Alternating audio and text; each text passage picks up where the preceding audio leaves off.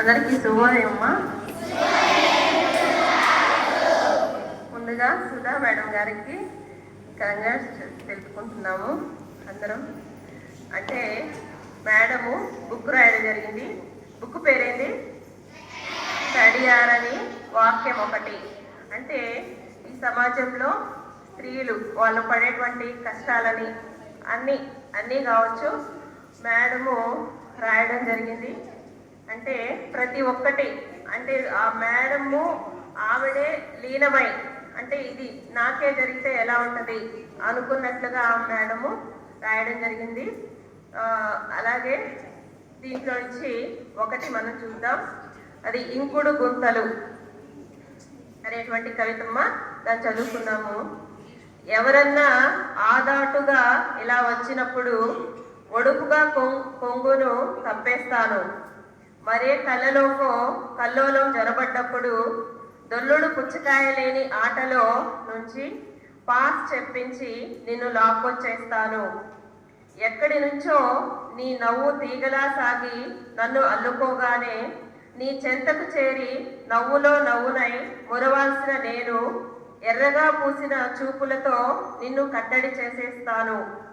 దొండపండులా నువ్వు ముద్దొచ్చే వేళ నఖశిఖ పర్యంతం నిన్ను దాపెట్టేస్తాను.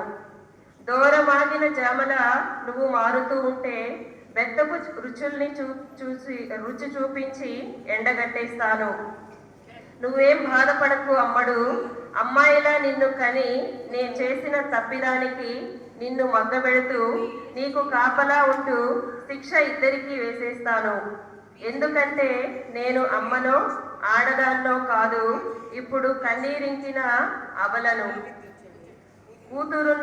కూతురుందన్న మాటతోనే దడుచుకుంటున్న ఆడ నలుసును. కొవ్వొత్తుల కత్తు కలపై వెలుగును చూసి బెంబేలెత్తుతున్న విఫల చరితను.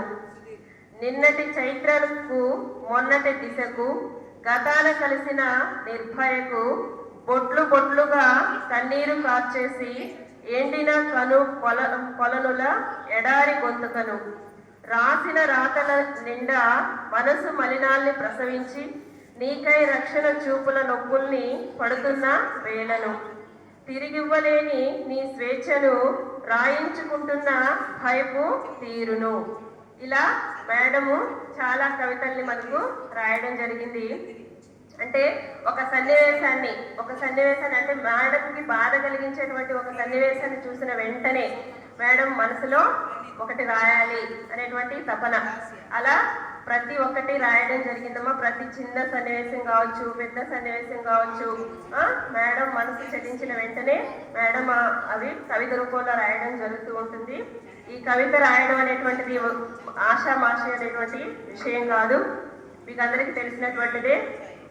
ఈ పదాల పొందిక అయితే ఏమి, ఈ పదాల కూడిక అయితే ఏమి, అవి ఎంత గొప్పగానో రాయడం జరిగింది. మేడంకి చాలా చాలా చాలా అవార్డులు కూడా రావడం జరిగింది. మనకు తెలియని ఎన్నో అవార్డులు మేడంకి వచ్చున్నాయి.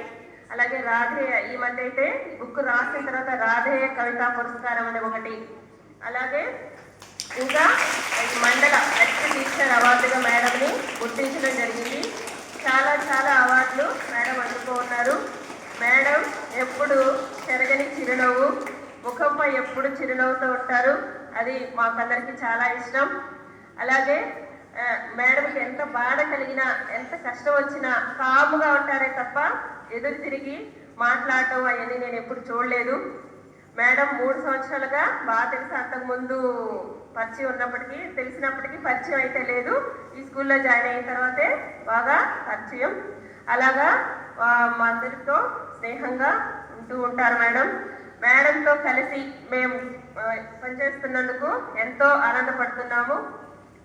మా అదృష్టంగా నేనైతే నా అదృష్టంగా కూడా భావిస్తుంటాను. అలా అంటే అంత గొప్ప రాయడము ప్రతి ఒక్కటి కావచ్చు అదమ్మా.